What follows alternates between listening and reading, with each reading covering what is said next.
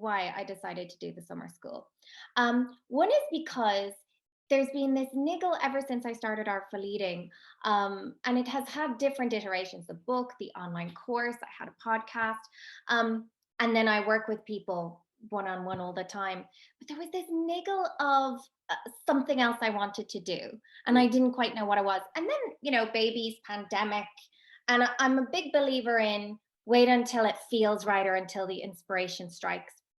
And then I realized I wanted to do a summer school. Wanted to call it a summer school. I wanted to do a summer school. And just as I was signing my kids up for summer schools this summer and thinking about the joy I had from going to the Gaeltacht and learning Irish in summer school. And I went to Closh na Bhíon, where it was very strict. So you're kind of immersed in the language, but just the best memories. Yeah. And I've always thought that artful eating, which is really a kind of a philosophy around food and your body and life, I've always thought of it like learning a language. Yes. People start off and they're beginners and they have to kind of really concentrate and pay attention to what they're doing, or this new attitude and new approach, and really letting go of maybe bad habits around good food and bad food and what we should be doing and shouldn't be doing. So you're kind of really inserting yourself into a very different discourse around food in your body. And so you start off beginners, and then over time, gently, it assimilates until, like, that's just how they roll, and how they relate to food in their body going forward in a really beautiful system. So they become fluent. So I thought, and then, in my day job, I'm a lecturer. Well, I'm a psychoanalyst, but I lecture in UCD, and I love lecturing. I love teaching. And I was like, maybe we could combine all of these little seeds into something that would be really enjoyable and worthwhile for people, and a journey that they could go on together, collectively, over a specific period of time, so that they come in, they do the course, and we have a meeting, and it's live. So you come and you attend, like if it was a lecture in the olden days. It's not recorded. And that's on purpose because, we sign up for things and then other things get in the way, especially for ourselves. We'll put ourselves last. So it's Monday nights, come attend, and then let everything assimilate over the week and share the learnings. That's the idea. I love this. And do you give homework? Yes, I do, of course. You have to. The idea. I love. Actually, you've just said there. Funnily enough, I assumed it was online, and I don't even know why I didn't question that. But I love what you've just explained there about being part of a community who's setting off together to learn a new, as you say, a new language, because it really is about the process and discovering how you feel as you move along and exploring it a little further and further. So your idea came from a number of things, some of which are things that you absolutely love. Yes, absolutely. And the thing I don't love, actually, and have never loved as, an 80s child, is the online world. I don't love social media. I don't love online stuff. That being said, I do recognize the democratization of things being online, because it means people from all over the country, indeed all over the world, can join together and do this. But the notion of it being a happening, like a lesson that we all attend at the same time and that we all share that at the same time, that feels much more connected to me. Much like your Tuesday night club.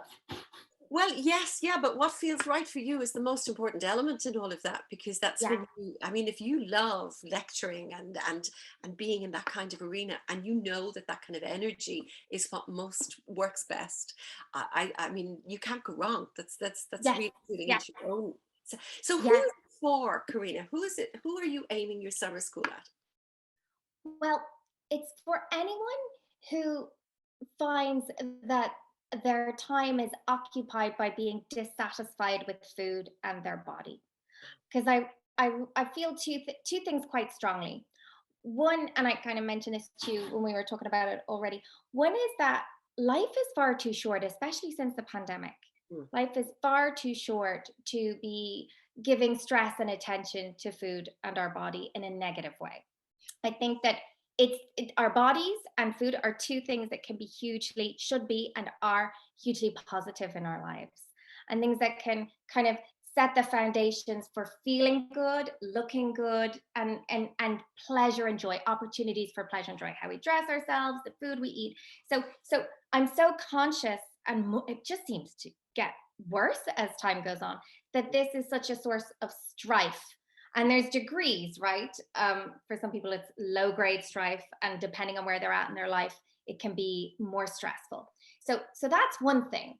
So anyone who finds that they're feeling guilty about what they've eaten, or are overthinking about food, or they're getting dressed in the morning and they don't feel good about themselves, it's for you. And people have an idea of how much weight they want to lose, or and that's almost secondary. That's a happy consequence of kind of starting to speak in this new language. And then the second piece of it is very much around how we approach this as a problem, which is, I have to go on a diet, there's a problem with my body, I need to watch what I eat. It's so negative from the start. I'm unhappy and I need to do these things that are uncomfortable in order to, at some point in the future, be happy about food in my body. So I feel like the language, approach, and attitude is really problematic. And so it's those two pieces. So for people who that resonates with, who want to feel positive about food, who want to feel positive about their body, and of course, written into that, because my background is psychoanalysis and psychology, is that we will be looking at the much larger picture. Because it's about to move out into all areas of life, not just the sort of body and wellness and food and pleasure. And as you said, if it's a language, it's going to become part of your sort of entire life, the whole of your life, in a sense. Absolutely. And the beauty of this, and I see it all the time, and something I love about it, and why I really want to do it this way, is that because it is such a huge problem, someone comes along with their own question and their own struggle around food, and then they start to gently do the homework, practice this different approach. It permeates the family. Like, the knock-on effect, without being preachy or strict, it's just people start to notice, wow, your attitude has changed, how you look has changed, your approach, it's infectious. And so it's that lovely message spreads, which is what I'm looking for to our children and partners. And so you become the example of what it is you'd love for everyone else, in a sense, because we're all so good at knowing what we'd love for other people, how well we want them to feel, how strong and healthy, and how much we'd like them to see how lovely they are in the way that we do. And yet that's only the reserve for everyone else and not for ourselves. So when we start, I always say that when we become the example of what we want for everyone else, there's a far more powerful message in it, because it's much more long lasting. I really, really like that. So part is what I want to ask you about is, a number of people are beginning to look at the aspect of growing their own food, and they're total newbies, because the one thing, I mean, yes, some of us have done home economics at school, and we got into the cookery labs and things like that, and we got to cook some recipes and bring them home, and all of that was good, but we never actually learned about taking care of ourselves with food. And now, because of the way the world has turned, in a sense, and because of people spending so much more time at home during the pandemic, I imagine, people are more interested in growing their own food. Is that something that you're finding as well? Or is that something you'd like to encourage more? Well, I grew up in North County Dublin, and my father was the son of a farmer, and he grew everything. We had a fruit, like a fruit garden and a vegetable garden, so like fruit bushes and fruit trees. And so I grew up with that. And my grandfather grew up in my father grew up in a home that was just your typical semi-D in Glasnevin, but the garden, when you went into it, was just from the beginning to the end, it was all sorts of fruits and vegetables.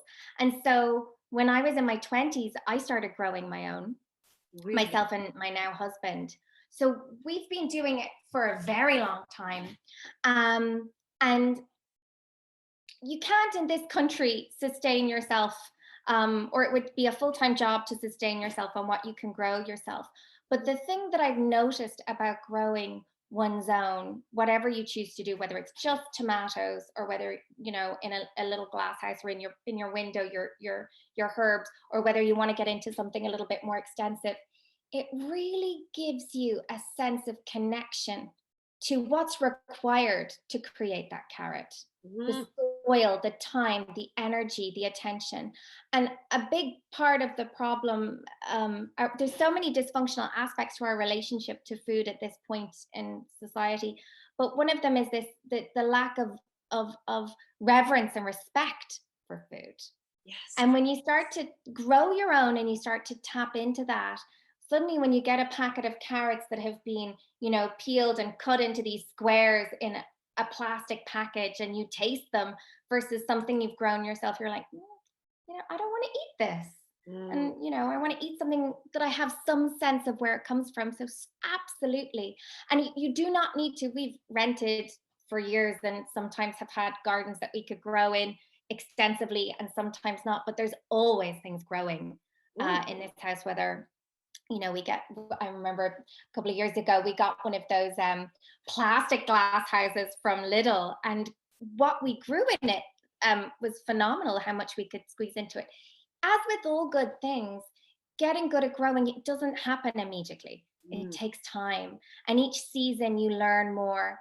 And I would always say start small, start with something small. I think tomatoes is a great place to start, actually. Brilliant. Start with Because they're tomatoes. so you just pick them and eat them. And in fact, I know in your beautiful book you've got lots and lots of pictures of gorgeous food and growing food and I'll hold that up in just a second.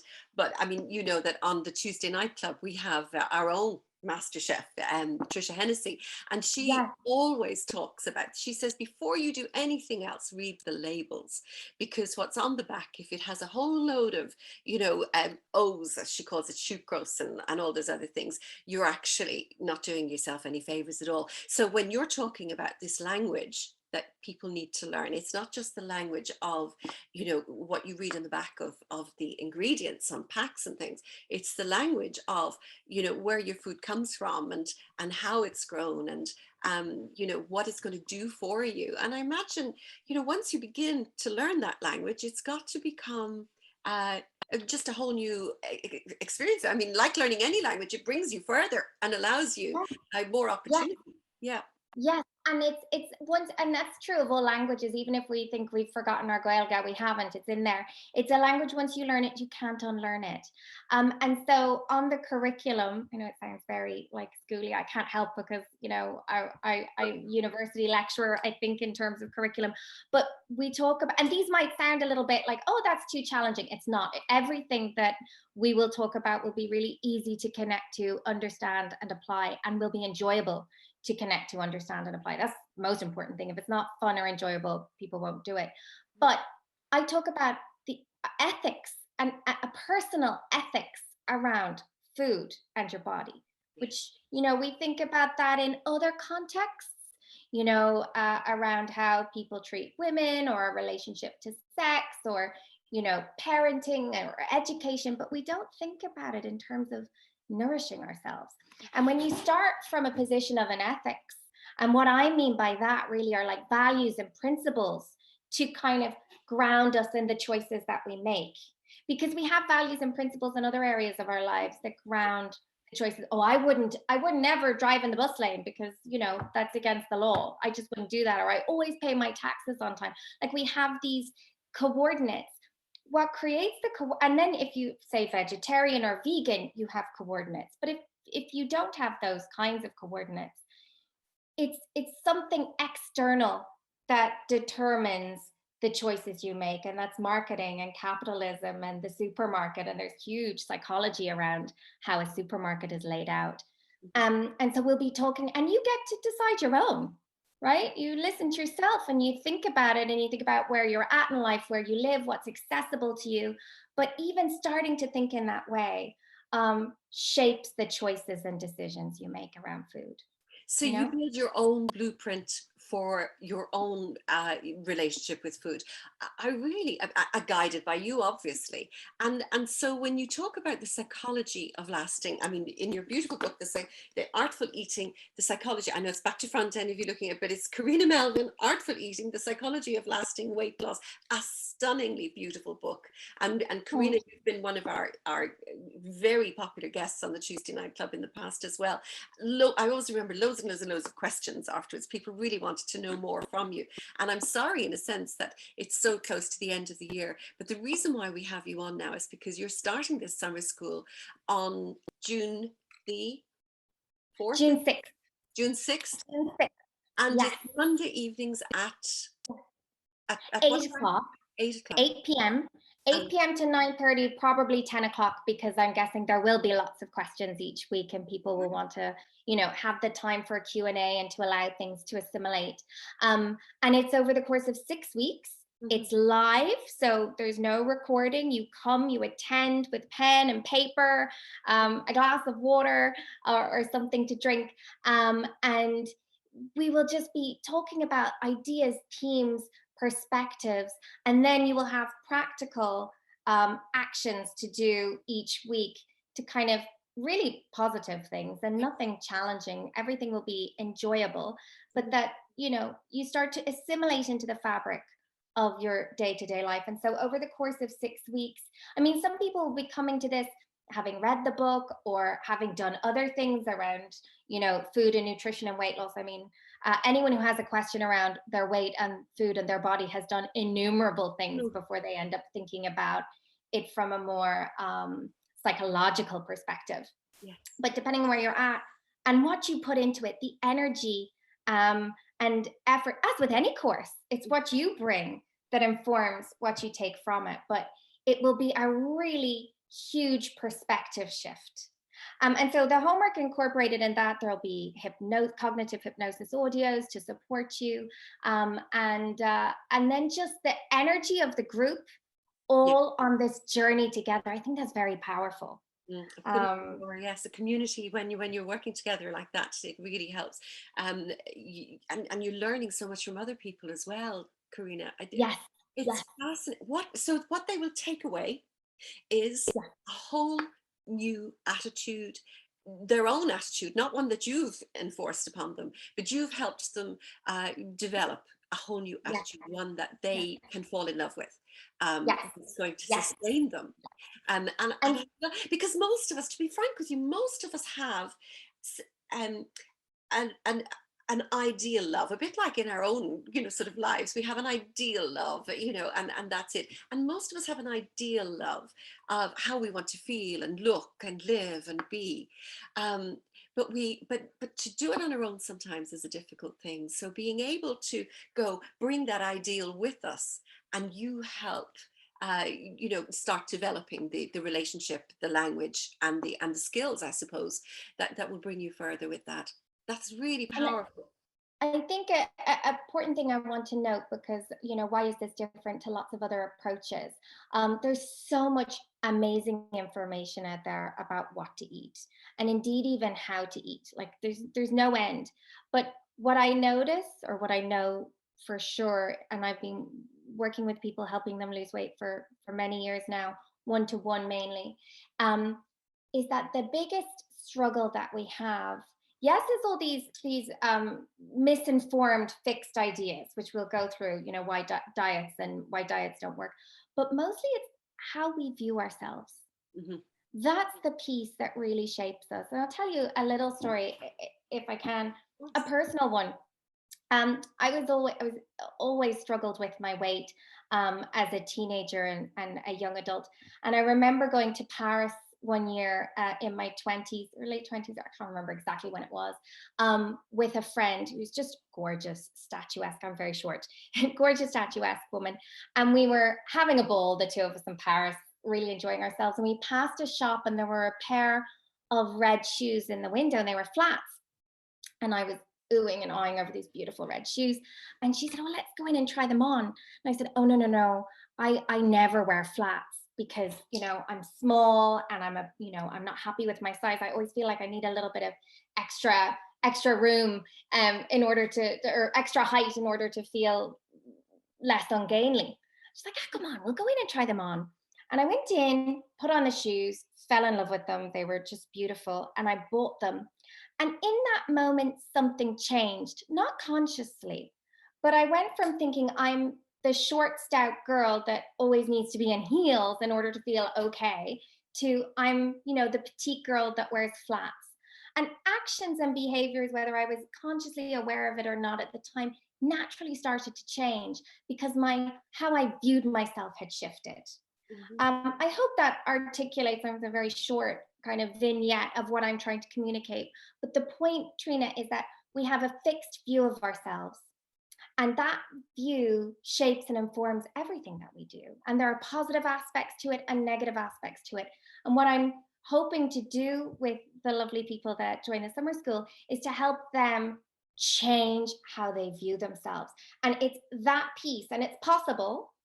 It's that piece that then everything else just flows from there and falls into place. It sounds absolutely fantastic. And what I found fascinating about the story you were telling there was that it was in the moment when you realized that you did have a choice. Because so often we, as you said, you have these fixed ideas that we actually get into the kind of mindset where, but I have no choice. This is how I have to, because this is for me.